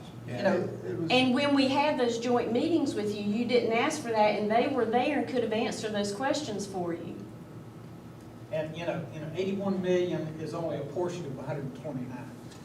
A lot of the other 129, I was caught by And to be clear, that we're not replacing Forest Hills High School. So when you make the comment about this building's 50 years old, we're replacing East Union Middle School, Okay. which is significantly older than the existing Forest Hills. Because Forest Hills High School will stay there and become East Union Middle School. That's my understanding. So we're not replacing a 50-year-old high school, we're replacing a much older middle school. And it would be repurposed, the middle school, the new middle school would be a repurposed facility, which would be renovated and things like that. And I don't disagree with you. I'm just saying that we can improve through a process here. We can improve our communications in the future and have a better understanding of what the actual needs are. Dr. Farley, do you have a comment? Well, I think when I'm thinking about what our goal is here, well, I understand that because, some of our facilities that are part of what we're placing out there as a potential project would require that same type of analysis. But what I was hearing before, though, was not necessarily to that level of detail, but the question would become, how would the commission use a set number of money to satisfy projects across entities? And that's a different kind of analysis. So if we're talking about an aseptic training center versus East Middle, what are the criteria that would put one above the other? And so it's actually less detailed in the specifics of what that is and more about the rationale that is used as some general criteria to score it perhaps on a matrix. And so I think there's a difference between comparing projects across entities versus establishing the detail that is required for a very specific ask once those projects have had some analysis, some basic analysis in the beginning and getting more structured as we go through. So I think there's multiple kinds of considerations here. Yeah, and I guess for the direction that I thought we were going was, let's identify those projects, categorize them, come up with descriptions, understand that criteria to evaluate the individual projects without necessarily doing deep, I guess, architectural dives on every individual project. For the Board of County Commissioners in particular, I mean, is this the level of detail that would suffice for the development of a long-range plan for you all to be able to say, I have enough information to support this funding strategy for this staging of projects over time? This level, if I can get that from straight, let's see as well. This level of information where you understand the type of project, you understand the project, it's been described to you, you understand what criteria it is and is not addressing to meet community needs or ROI or age of facility, those sorts of things. If you have that information, at least that level of detail on every project, would that be enough that's within the context of a long-range plan for you all to understand, yes, this is enough information where we can determine what course of action to take? See Mr. Amos nodding? Is that Mr. I don't think we need to get in, this committee, get into architectural, like we're saying. I'd like to see a process, so that when we come to a project that you identified that is top of your list, that we have a process so it's quantifiable, and when it's brought to the Board of Commissioners, we understand the urgency. And we understand too, that I don't want to ask for a bond for $200 million when we only need 150, or vice versa. And I think the process can help us be in a better state and reduce, I don't want to use confrontation, but differences of opinions. Bob? So is there a basic understanding that there is not enough money in whatever pools we're doing that we will be able to fund everybody's projects and everything they want? There's a good understanding of that. Okay, so if that's the understanding, and I know this sounds kind of silly, but if that's the understanding, then we're not looking at how one institution is competing with somebody else for a project, right? It's prioritizing the important things. So even from the K-12 situation, right? You're going to be competing against yourself in a sense of what projects are going to be those that maybe you move up to get funded, where other ones you might be willing to let go. Same thing at all the different levels, right? So I think the discussion is around how do we get to that point, which is setting up this rubric that you're trying to demonstrate that is going to be a way for the group to better understand why you're choosing to move something up versus something else, and then have a really good discussion between and among organizations. I guess that's a good question.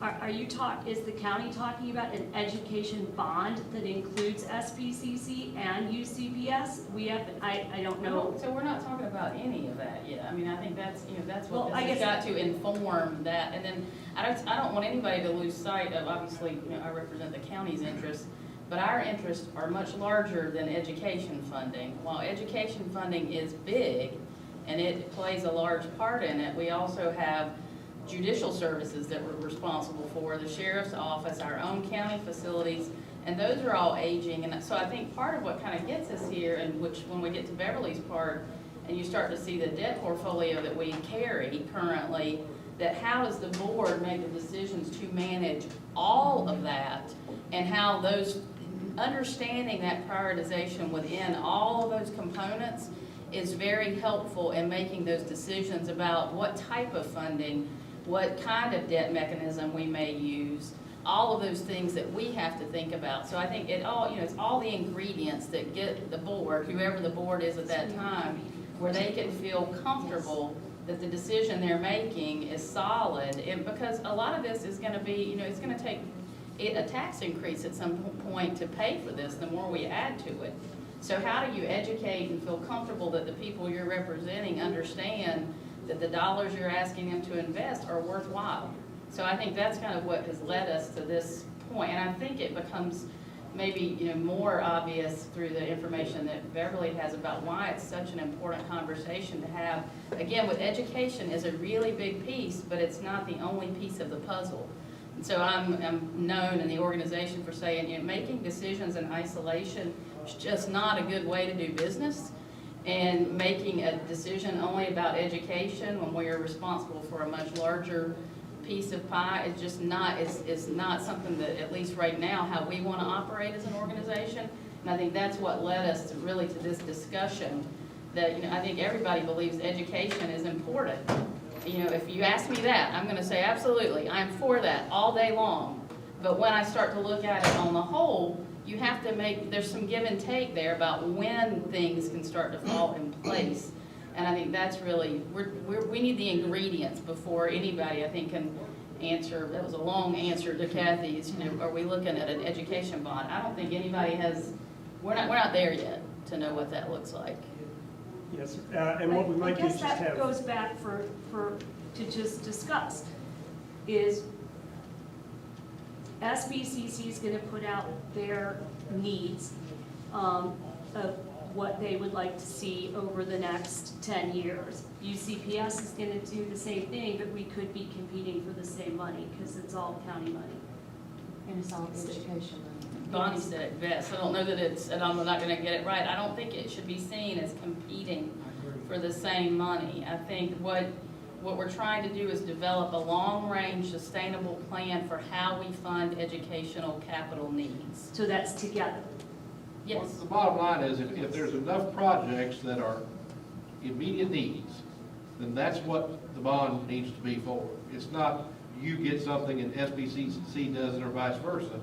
Let's determine what the long-term needs are, figure out what the cost is, that's what we put the bond out for. And over what period of time? Correct. So I think everything you said is absolutely understandable. We get it. Even though we're education and that's the most important thing to us, I totally respect, the burden that you have with all of the other issues. I think part of our confusion is we thought we had been having this conversation for 2 years. So, and it started back with our joint meeting at the Derby, and you asked us to put together, our capital needs, and so our staff did that. And then we've had 2 joint meetings. So I guess our confusion is we thought we had been doing this 2 years ago when we were having all of our meetings with you.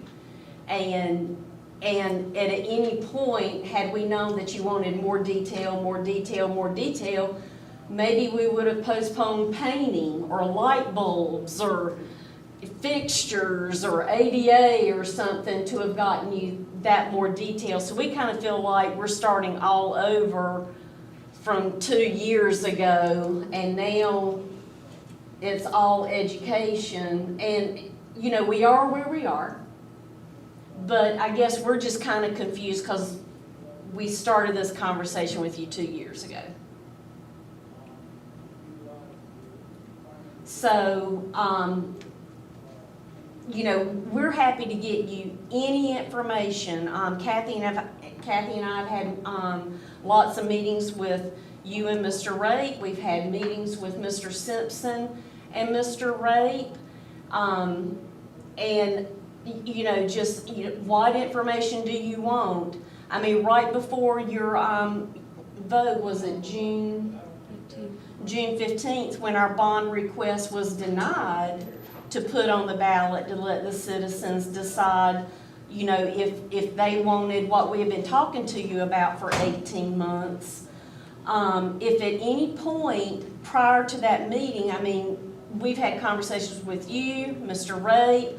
We had a formal meeting with Mr. Rape and Mr. Simpson. Is there any information you need from us, because we'll go get it? Because Well, long as it doesn't cost us a lot of money. they have the information, because we have a phenomenal facilities department. And we have 2 incredible staff members that would have gotten any information you need before June. And we offered that to Mr. Simpson, Mr. Rape, you, Mr. Rape, and so we kind of feel like we're in the twilight zone, stepping back 2 years to start over again. So, and we're happy to start over again. But our needs that we initiated talking to you and Mr. Watson 2 years ago have not changed as far as East Union Middle and Forest Hills. I mean, those needs have not changed. And if we have to wait, well, we're going to have to wait. We wait till 2022, and then it'll probably be 23 or 24 before we can get those projects initiated. I can't even imagine what those schools are going to look like by the time we get around to this. We got $54 million in bond money 4 years ago. Very thankful for that. And we have spent every single dollar on all the projects we talked about in the 16 bond. And they're complete. And they're complete with respect, not so much with Sun Valley yet, but it's It's getting like there. 97% complete. So we're getting there. So I think that we showed with the 54 million and some extra that we had in our fund balance, that we used it for those projects and we got them done and we brought it to the end. So we were just surprised, that's all. I can only speak for myself, and just being totally honest, we did talk about East Elementary, Forest Hills. East Union. East Union, excuse me. We talked about that, but what we didn't talk about, and one thing that I found looking at the package that came to me was a bond in 2020, 2022, 2024. That is You not got true. that at the that's not true. You got that at the February meeting, at the joint meeting, same thing, and nothing, I'm gonna And be the totally meeting honest. prior. Okay. That's why I'm so concerned about it, because we did talk about that all at the February. We've had 2 meeting. joint meetings, and the package, that package was the same one you got in 2 joint meetings. So we just want to know what we have to give you that's enough information that we are not going to experience this again.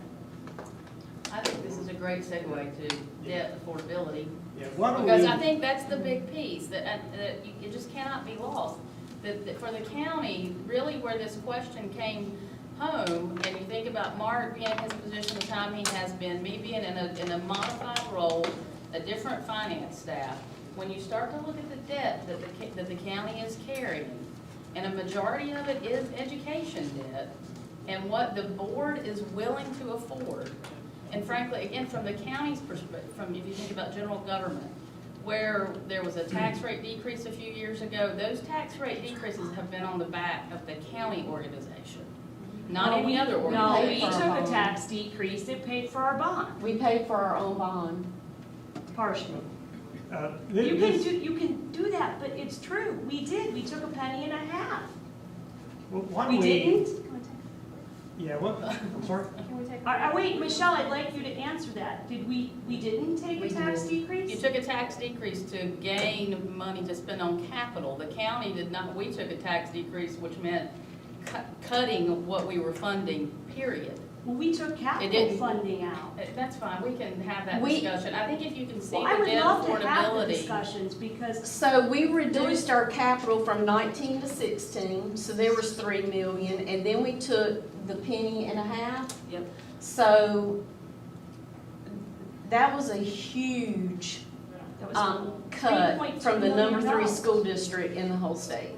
I mean, to manage 53 buildings and 42,000, the 6th largest I school understand. district in the state. What I really want to get out of this, and I understand the current financial state and listen to you guys talk about it. My question is, what do you need from us? Because it I seems don't like- want this to happen again, where nobody told us that we needed more information. And I want to know exactly what it is that you're expecting from us. Because I think there was a huge miscommunication, and nobody brought it up until the night of the meeting. It just seems like we're asked for information, they raise the bar, we give the information, raise the bar, give the information, raise the bar, and then there's no bond, and the taxpayers can't decide yay or nay if they want to allow Forest Hills or East Union to be equitable with Marvin, Weddington, Cuthbertson, and I feel really bad for Forest Hills right now. I feel really bad for that community because we've talked about the bypass and that area and being able to sell that frontage real estate and gain that from East Union and then moved East Union Middle out to the old high school with a renovation. And we're going to be 4 or 5 years behind because of this. I think what might be good to do, I just want to pause the conversation for a couple of reasons. One is, I know we're scheduled to wrap up in about 10 minutes, and we have 2 quick presentations plus Union County's overview, and I know there's additional meetings this evening as well. I wasn't sure if there's an opportunity for us to go a little bit longer for those who can, and those who can't could exit. Would going to, say, 1:45 work? No, for Mark? Okay. Dave, could you stay by chance, or? We have facilities and board meetings, and I just want to put that out there too. We'll probably be in meetings till 10 o'clock tonight because it's always the first Tuesday of every month. Okay. So in terms of the time we have left, we do have a couple of quick presentations, but the data is in there from SBCC and UCPS in terms of current funding and use of bonds and expenditures.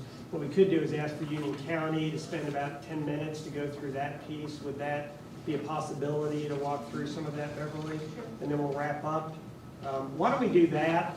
And I'll work with staff on taking the information y'all provided. There's a lot of good thought in terms of staging out, being able to stage out projects based on an understanding of criteria and how well the criteria is met for a given project. So I'll work with staff and then be in communication with the board members as well between meetings so that we can make sure we're giving y'all what you need moving forward. So, Beverly, do you want me to click for you, or you want? You want me to come there, just sit here? You're welcome to sit there. That'd be Okay. fine.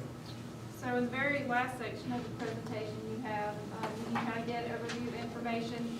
If you attended our June meeting, you probably saw some of this information already, but we wanted to add to that, kind of give you an understanding of what debt categories are actually available for education capital needs, what decision-making factors are taken into consideration, what our debt ratio definitions are, and comparing some of those debt ratios to other AAA rated counties across North Carolina, and then actual factors that we look at from a credit rating agency perspective that can have an effect on our long-term debt and what we're actually paying back for that from an interest rate perspective. So the first slide that we have is our debt overview by function.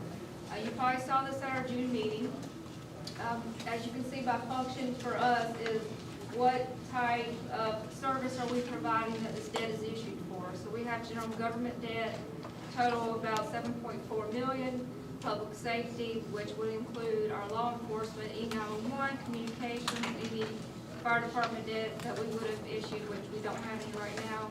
Economic and fiscal development, the majority of this is our industrial park that we just purchased last year at about $22 million outstanding. And then we'll drop down to our educational debt, as you can see, for Union County Public Schools. The current outstanding debt is around $280 million. For SPCC, it's around $37 million. The majority of the SPCC is that last bond package that we just did. For culture and recreation, we have about $10.7 million. The majority of that is the new library debt that was just issued as well. And for our water and sewer debt, we have about $145 million. And just to point out, the water and sewer debt is paid back by customer fees, not by taxpayers' money. And right now, we do not have any approved or unissued debt.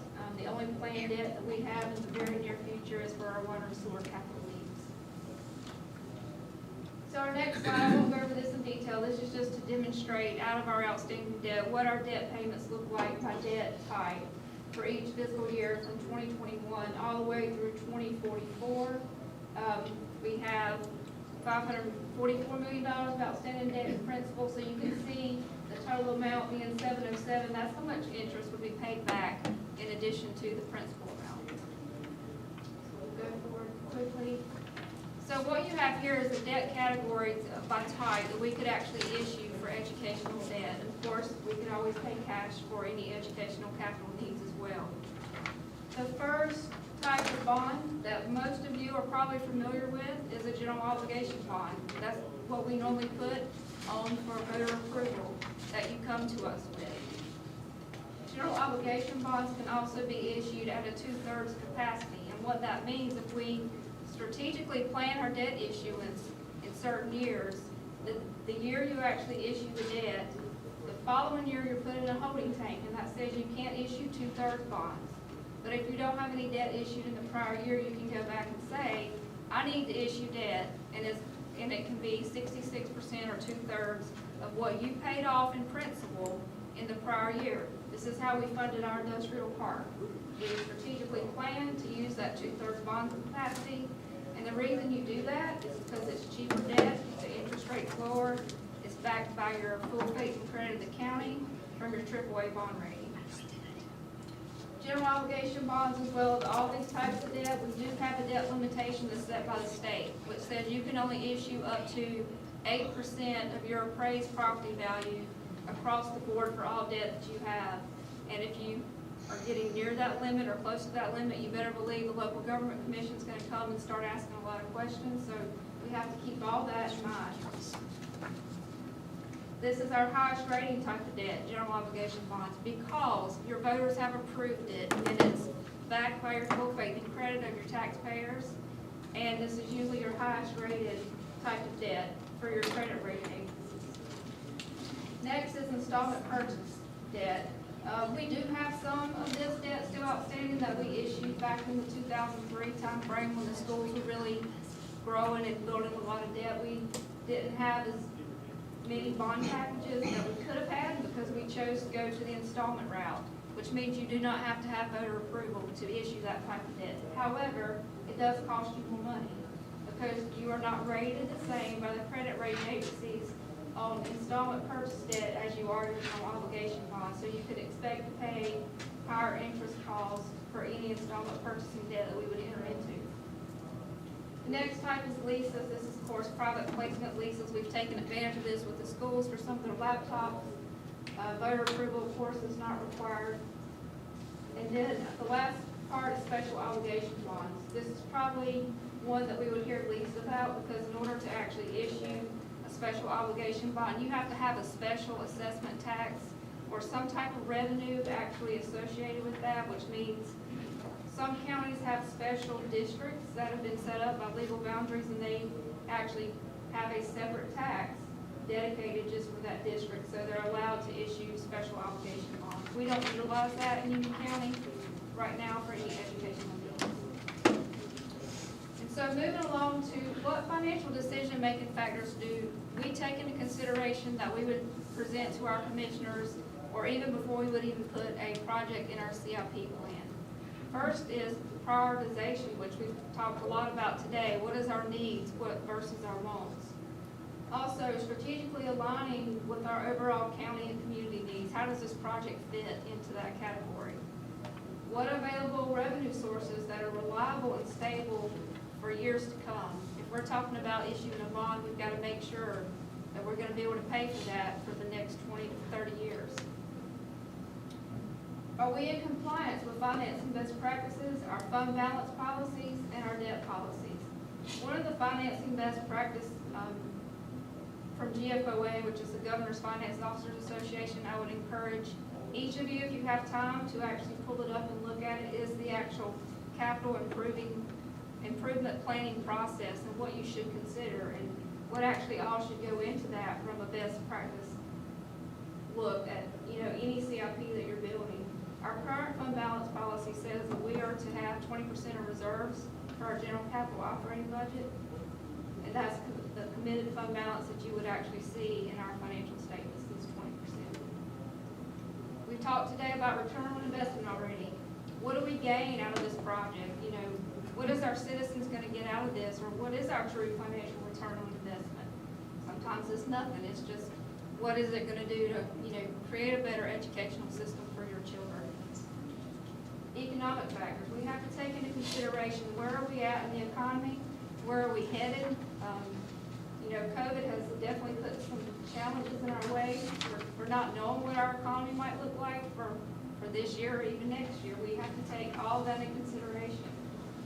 Of course, our credit ratings, which we'll talk more about that in a little bit, and take that into consideration when doing a CIP project. What is this going to look like the next time we sit down with them and say, we added in another $200 million into our CIP plan?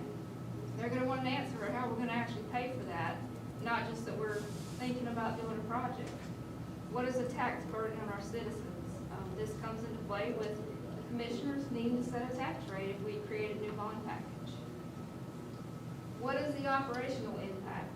For example, you have a new building built. South Piedmont's just opening the Tyson Center this year. There's an operational cost for that ongoing. What's the maintenance needs? What's the utility cost? How many new staff do you need to actually have that building up and going? We have to take all that in consideration, because the very next year, when that building is open, guess what? Now your operating budget request is $750,000 more. We have to figure out how to pay for that long term. We take into consideration our debt ratios, operating expenditure ratios, and fund balance ratios. And we'll talk about some of those also when we look at what the credit rating agencies look at. Fiscal sustainability. Is a CIP project going to create hardship for us from an affordability standpoint long term? Or is it going to help us gain fiscal sustainability? It could be either way, depending on what type of facility it actually is. What are our legal limitations? There is debt capacities that are set by the state that I mentioned before. It's 8% of your total property value that you can actually issue in debt. You can't go over that. The LDC monitors that. Every time we go to them for approval, they're asking for all that data to be updated, and you have to submit that to prove you have capacity within that limit before they'll even say, yes, we'll take your application to the local government. We consider our partnerships. We have partnerships with the schools, with South Piedmont, our volunteer fire departments. We have joint ventures on the water and sewer capital side. We have to consider all those when we actually make decisions about CIP. And also what we think about too, are we applying the right financing tool to the project types? If it's a new major capital project, we're more than likely going to look at debt to fund it. If it's a maintenance and renewal type project, we want to cash fund those and not actually go out and issue bonds. The next slide here, we have some definitions before we talk about what the credit rating agencies actually look at. The first definition, I just wanted you to understand what we were actually looking at with these numbers, is your debt service as a percentage of your operating budget. And so if you look back on the previous slide for 21, just for general obligation bonds, our debt service is $43 million. So before we can budget for anything else in the county, that goes into the budget first. And then we have to take into consideration everything else after that before they can adopt an annual operating budget. So what percentage of debt service are we carrying as our total operating expenditures are? And the direct net debt as a percentage of full value, when we talk about full value down here a little bit further, that's the full value of your property tax value. What is that appraised value? That's what they're talking about when they say total full value. And then your direct net debt per capita is taking your total debt outstanding divided by your population. So this gives credit rating agencies the idea of how many people are you actually serving in your county, and if everybody were to have to pay that debt back in 1 year, what would it actually cost? And the unassigned general fund balance as a percentage of revenue is what do we have unassigned that's available for our rainy day fund and our operating costs.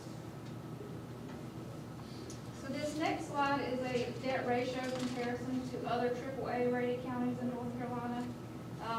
I will say this past year, we went to New York in April, and so we actually received an upgrade at that time. So we were AAA rated across the board from all three credit rating agencies now, which is something our county should be very proud of. We've worked hard to get to that level. And if you look at some of the counties that are actually up there that we're comparing ourselves to, these are top 10 counties in North Carolina. To be able to be ranked amongst all of those, that's something we should be proud of. When we look at some of these debt ratios though, when you look at the direct net debt per capita, as you can see in Union County, we're very low compared to some of the other AAA bond-rated counties. And, you know, that's something that we should be proud of as well. We've maintained that debt limit to a lower capacity, so the debt burden is not as much. And that's just one example. And the overall debt service as a percentage of operating expenditures, we're sitting at about 19%, which is a little high, you know, compared to some of the other ones. But when you start thinking about Mecklenburg and Wake County, their operating budget is so much larger than ours. It's kind of hard to compare sometimes to those two larger counties, Mecklenburg and Wake, because we just can't compete with those. Our unreserved general fund balance as a percentage of revenues, we're currently at about 22.9%. And you can see how we rank amongst all the other counties. This data is as of 2019. The counties are currently working on updating their financial statements for 2020, but that information is not available yet. So we're about a year behind here on what this actual data would actually look like. So this is an example from the Moody's scorecard that I've provided to you. I won't go over the scorecard in detail, but you can review that and see how, if these things change, what could happen to your actual overall rating. So what they look at, the major categories, is your economy and your tax base. 30% of that credit rating is based on that. Your finances, what's your fund balance looking like? What's your cash balance looking like? What's your liquidity ratio? Are you able to actually have enough cash in the bank to pay for what you need to pay for? They actually look at your management team.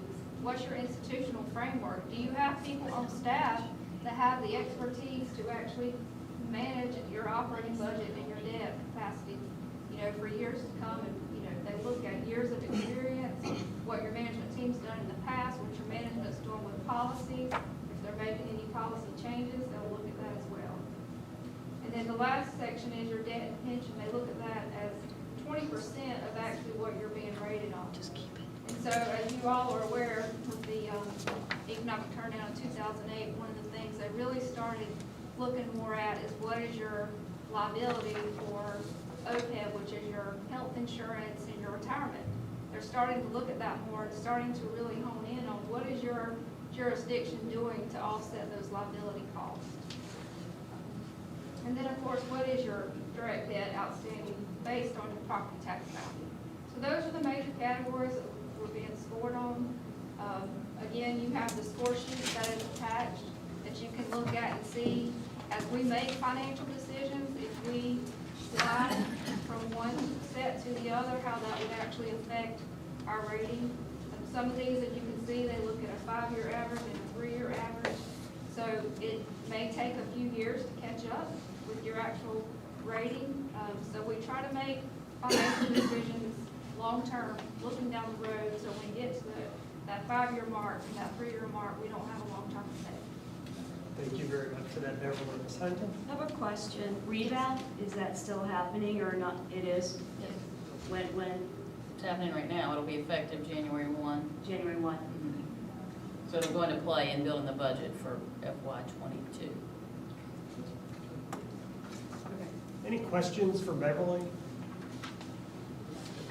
In terms of next steps, just as a reminder, we'll obviously summarize everything from this meeting, but the plan for the next meeting that we'll have with the full committee will involve looking at current projects and the future financial implications and obligations relating to that, and then also getting into pulling some of those details together on projects we can start looking at how we can stage these, see what kind of criteria we can assign to the different projects as well, and pulling that together. And then to complement that, start looking at different funding strategies long-term that would address the projects that are listed there. So I appreciate everybody staying late and really being invested in the conversation around how we're going to communicate, how we're going to make decisions moving forward.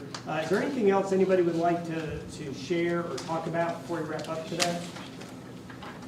No? All right. Thank y'all very much for your time. I appreciate it.